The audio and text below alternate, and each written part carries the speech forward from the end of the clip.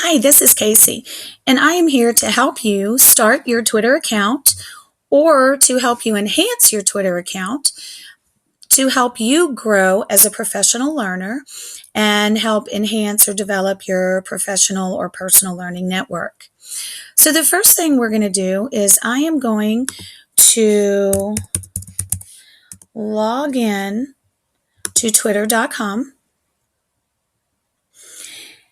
If I already have an account, it'll pop up here. If I don't have an account yet, it'll say new to Twitter, sign up.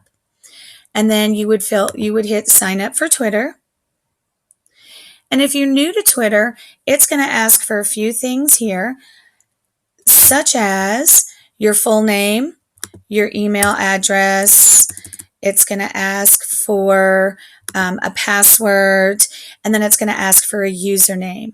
And your username is going to be how people are going to know you on Twitter.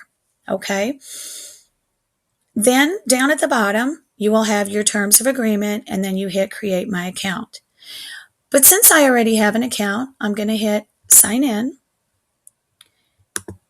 And since I clicked remember me, it remembers my handle or my Twitter name and my password. When you log into Twitter and once you have your account, or if you already have your account, you're going to be looking at a screen that looks like such. Over here, here's a little bit of general information about myself on Twitter at this username. Some people have more than one username. As an educator, I would highly recommend having both a professional Twitter account and a personal Twitter account. I like to keep my professional and my personal a little separate. That way it kind of keeps me from having anything that might be embarrassing or inappropriate in the professional setting kind of added out there for everybody to see. So this is my professional account. And as you can see, this is my name, and this is my username. This is how people know me. This is my handle on Twitter. And as you can see, I've created 622 tweets. I am following 652 different people or organizations, and I have 302 people that are following me. Okay? Now, what does that mean? Well, we'll talk about that in just a minute, but I wanted to explain what all of our components are on this first screen. There are two ways you communicate. Well, basically, there are more than two ways you communicate on Twitter, but there are two ways you can compose or create a tweet. Right underneath here, I can start typing and I can create my tweet. And as you can see in this bottom right-hand corner, my numbers started at 140, and as I continue to add characters, they go down. With Twitter, you have to be to the point. You have 140 characters. Punctuation marks count as a character. A space counts as a character. Okay? But within my tweets, I can add photos. I can add locations. I can add links. It's basically an opportunity for sharing resources or information. Okay, I can compose my tweet here, or I can come up to my little quill pen here, and it's going to do the exact same thing. Okay? Now, that's how I would send a tweet to someone. Let's go ahead and take a look at who I am following. And when you start to develop your PLN, that's what I suggest you do. I suggest you find a person and you can click. You have access to this page too. Simply look in the search bar for my name, click on it, and then you will come to this page.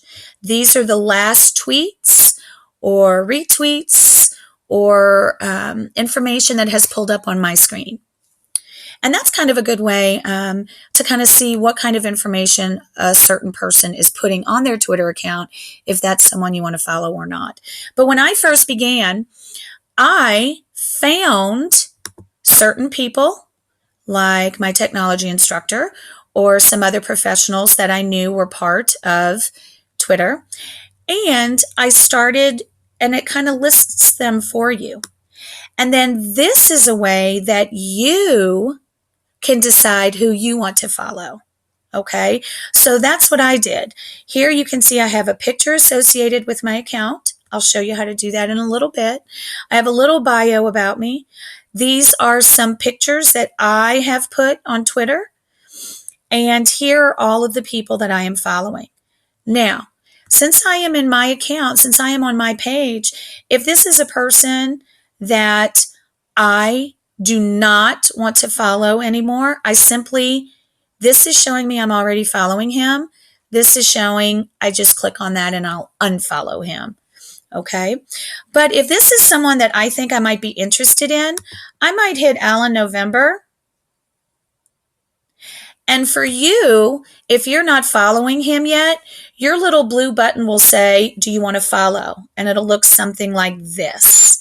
Okay, if that's someone you think you may want to follow, because I'm going to look through, I'm going to read his biography, I'm going to look through at some of the things that he's posting on his page and people or attaching to his name. And if he's someone that I think I could benefit from putting in my PLN, then I would simply hit the follow button. And now he is part of my PLN. Now he is part of my Twitter professional learning resource bank. Okay. So this is how I began following people. I'm going to go back to my homepage. Now to go back to my homepage, you'll notice I have 4 tabs up in the top left-hand corner. If I go back to me, it's going to bring me back to my homepage. Okay. So that's how I am able to kind of navigate. Now, here you can see this is home. This is my personal page. So that's why you're just looking at stuff that I have that I've posted or I've retweeted. If I go to home, this is bringing up my home account. So every time I pull into Twitter, anybody that I follow or who follows people that I follow will pull up in my feed. This is called my feed. And what I would do if I were looking through Twitter is I would simply scroll down and, oh, this looks kind of interesting. Let me click on it. Or let me look at it in a little bit of a bigger text. And if this is something that I think is helpful for me, then I can do one of 3 things to it. Notice down at the bottom, there's a favorite. Favorite means I want to keep it so I have it as a resource. Retweet means I want to keep it, but I'm also going to retweet it out to all my followers because I think it's that good of a resource and I think others will benefit. Or I can reply simply to the person who actually shared this specific piece of information. Okay, so if I want to favorite, I think this is going to help me later. So I'm going to favorite it, and now it's favorited. If I like it, I can reply directly to Ed Researcher. Thanks for the great resource.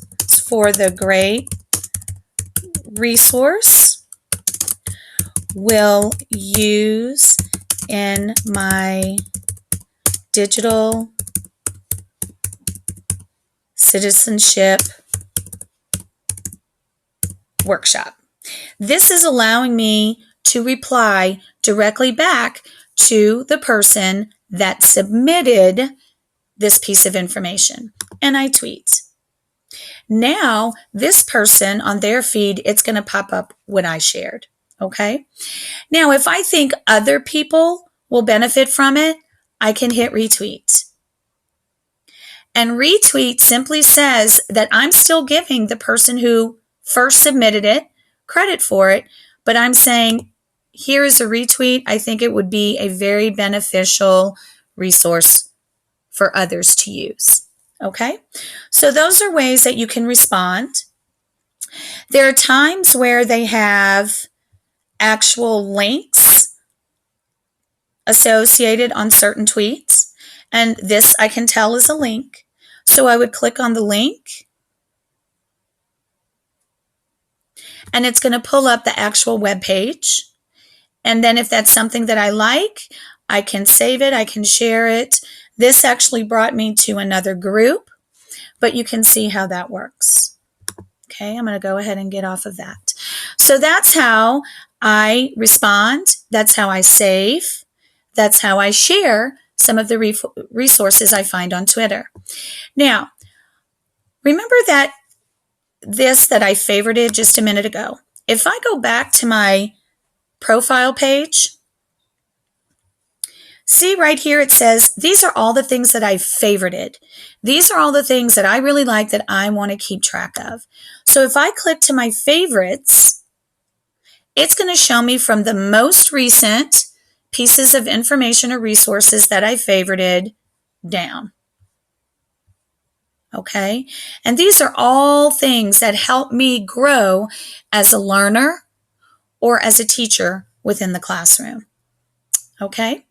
Now, the next thing we have up in the top left-hand corner is something called notifications. Notifications is simply notifying me anytime something happens to my account. So anytime something happens to my account, whether someone tweets something and adds my name to the tweet, or if someone replies to something that I've tweeted, or retweets something that I've tweeted, or favorites something that I've tweeted, or starts following me, I get a notification, okay? Or if someone direct messages me, I get a notification.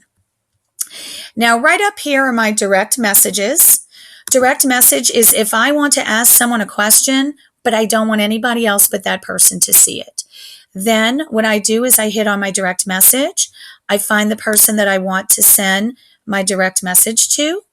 I hit new message, I type it, and I send it to them. So they will get a notification that I direct messaged them, but their reply will be directed only at me and for no one else's eyes. So that's real good if you want to communicate with someone one-on-one and you don't want anybody else to see. Now, if we look over here in the right, based on what I already are, the people or the organizations that I'm already following, they will give me suggestions on who to follow. I can choose to follow or I can choose not to follow. I can just click on the particular page and notice I'm not following them yet, but I'm going to go through if I want, and I'm just going to look at some of the things that they have started posting. I'm going to look at some of their followers. I might look at some of the people they're following and see if this is a person that might be beneficial to me. If I decide that I want to follow this organization or this person, I would hit follow. Okay, I am going back. Now you can see over here on the left-hand side, these are just things that are trending right now on Twitter. It may or may not relate to your needs. Sometimes if there's something going on in current events, as you can see, that's what these are right there. So one more thing we're going to talk about, though, before I leave. We talked about, I know that I have a friend who is on here. Let's pick, say that I'm looking for something that has to do reading in the classroom. Notice I don't have a hashtag. I don't have an @ sign. I'm just looking for anything that has to do with reading in the classroom. So if I click on that, it is going to do a search for me. And anything that has to do with reading in the classroom is going to pop up. Okay?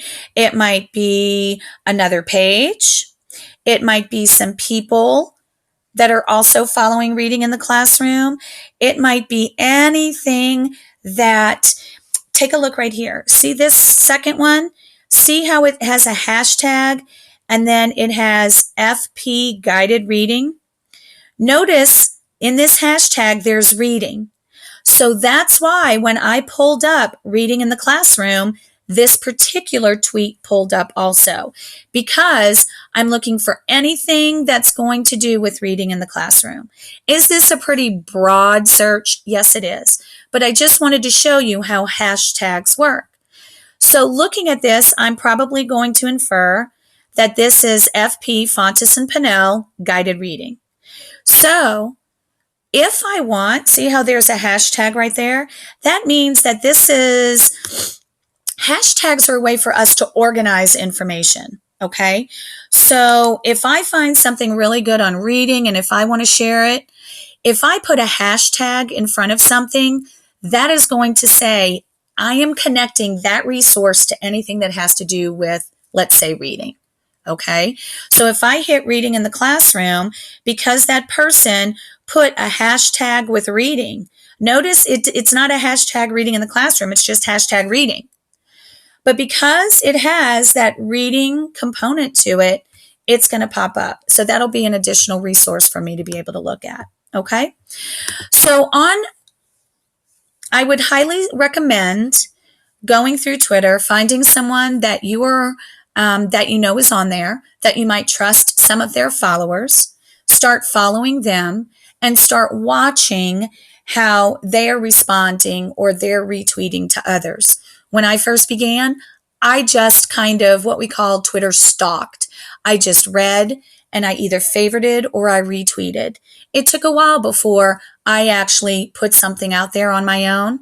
But once you do, you are going to get such a wide variety of feedback and resources. And the more you start putting things out there on your own, then the more other people are going to start following you too. Okay. But believe me, just by following a few people and by favoriting or retweeting, you are going to build up more information than you even thought possible. Okay. I hope that this has helped somewhat in just a basic introduction of Twitter. There's tons of resources on the internet. I went to YouTube and I looked for things that would help me understand Twitter a little bit better. And if there's one thing I would suggest you do is just follow one person, then follow two people and let it continually grow. I hope this has been very beneficial for you, and I hope to be following you someday on Twitter.